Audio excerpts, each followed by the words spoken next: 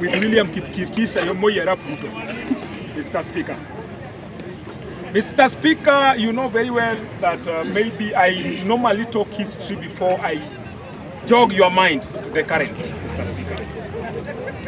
Mr. Speaker, while you are walking around Africa, you will understand that where the Chinese are, the most populated country with Chinese origin is South Africa. A lot of people may ask, why is this happening? The first interaction which has been recorded here and can be referred is in 15th century. That the explorer called Zheng came to Africa to ensure to see Africa and the land beyond, Mr. Speaker. After the exploration, Mr. Speaker, the Chinese came back in 20th century. Their sole function, they came as laborers. And they were working for colonies in Africa so that they build maybe roads or other things. But most of them went back, Mr. Speaker. But it is the only one country in Africa which is called South Africa that Chinese, most of them remained there. But other countries, Chinese left for their country, Mr. Speaker. Mr. Speaker, there is something called open door policy, which was introduced by Mao. The Mao strategy, he knew that going forward, the capitalistic nations will be interfering with their affairs at the East, Mr. Speaker. So this individual ensured that he started a serious trading partnership around the world, Africa included. And you would ask yourself, Mr. Speaker, why is it that presidents around Africa, they are going to China? This is a strategy which Mao put in place in 1978. So coming to 2000, when Chinese started now to come back to Africa, building roads, staying around, and doing a lot of projects in countries in Africa, Mr. Speaker, this is now the baseline. This is now the baseline that Chinese realize that the IMF, the World Bank, and the Western nations, they give you loans, but again they are following you. What are you doing with that loan? And they now controlling you. And those are few interference that we have encountered in this country, where we allowed people like IMF to loan us money in Kenya.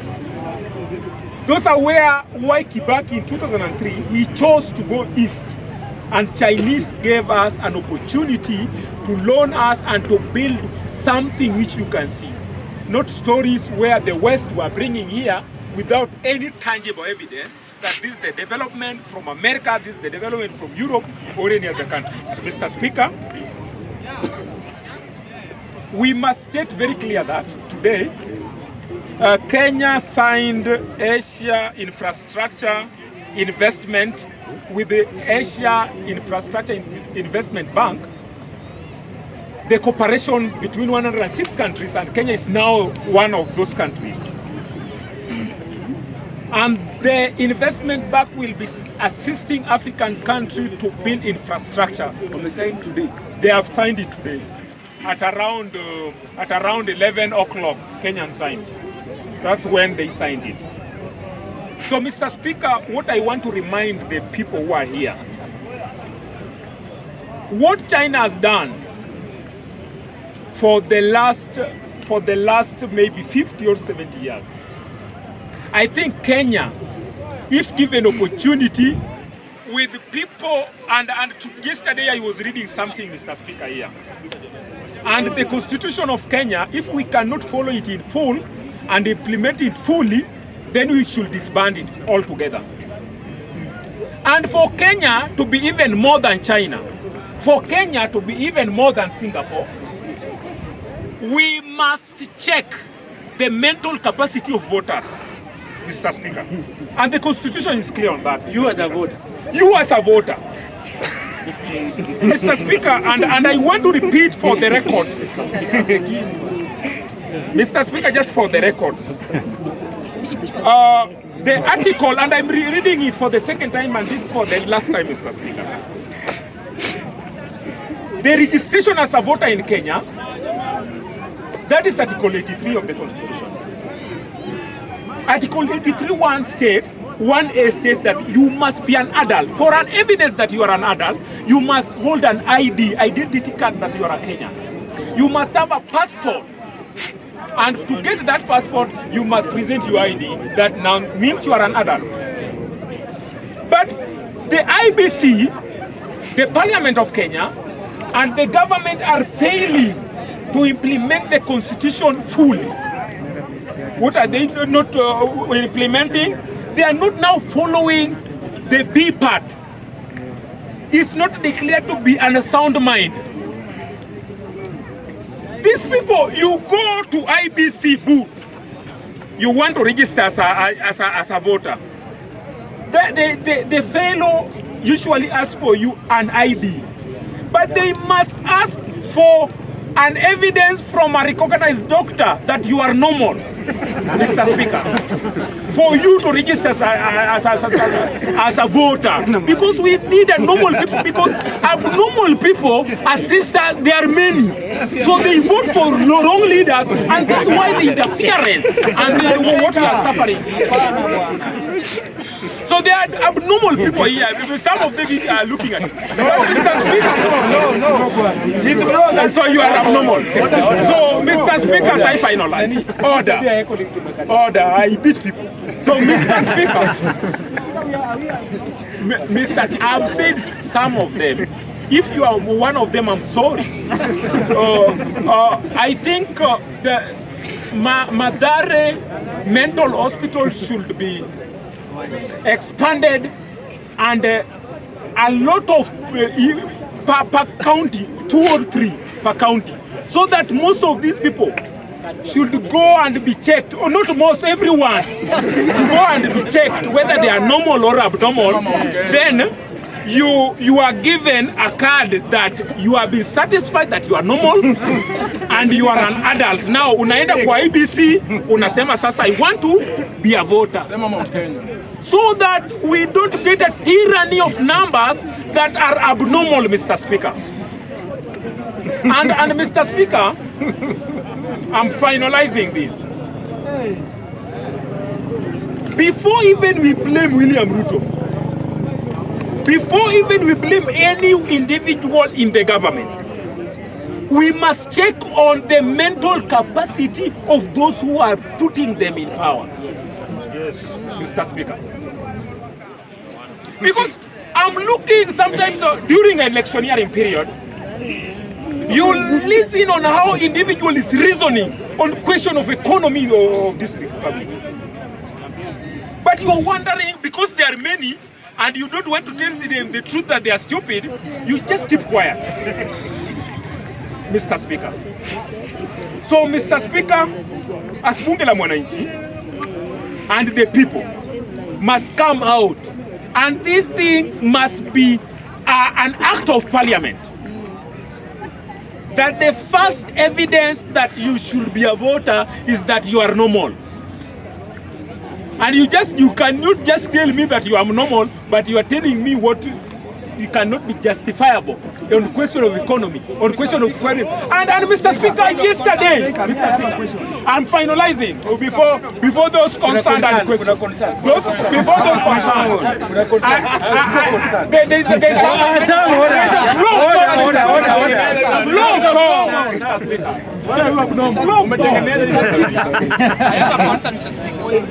Mr. Speaker, some is using the Constitution to justify unsoundness. Why can also use the same Constitution to justify normality?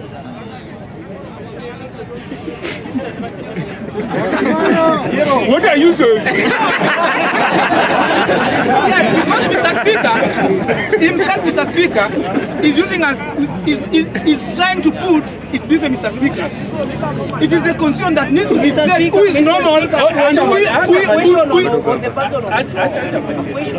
There is a point and a letter. Mr. Speaker, some is reading the constitution selectively. He's not interpreting the constitution the way it's supposed to be. He was to tell us how to identify this person who is unsound, and how also to look for the normality of this person. He cannot only just use the constitution. On the other hand, is supporting the normality.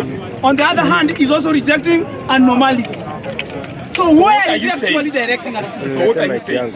You are speaking from both sides, Mr. Speaker. In one side, you are supporting normality. On the other side, is also talking about abnormality, Mr. Speaker. So he's speaking from both sides. Even from your analysis, Sam is speaking from both sides. Yes, he is not categorical. Thank you. Yes. Let me assist you, sir. Mr. Speaker, To some of you, to member of parliament, I heard that a member of parliament is saying when a voter have registered, someone has registered as a voter, the first thing we must do before election, we should take him or her to Madari for a checkup, for a mental check. But what I can tell member on the floor, during campaign period, we are looking for a candidate who is serving a convincing manifesto. When your manifesto are not convincing, even a normal person will not vote for you. Will not vote for you. So, yeah, we are following the manifesto. Let me tell you. During campaign period, Ruto really tell people big promises, true or false, big promises. But the problem is action. Ruto is not acting. When Baba was campaigning, Baba told us we have 6K for those who are for normal Kenyans. True or false? True. So those who followed manifesto of William Samoei Ruto, which were convincing to them, are the people who voted for the president. If we leave out, sijui IBC wamefanya nini, IBC wamefanya nini, Chebukate nini, I think that's the thing. That's also a question. Some should not. No, question. Okay.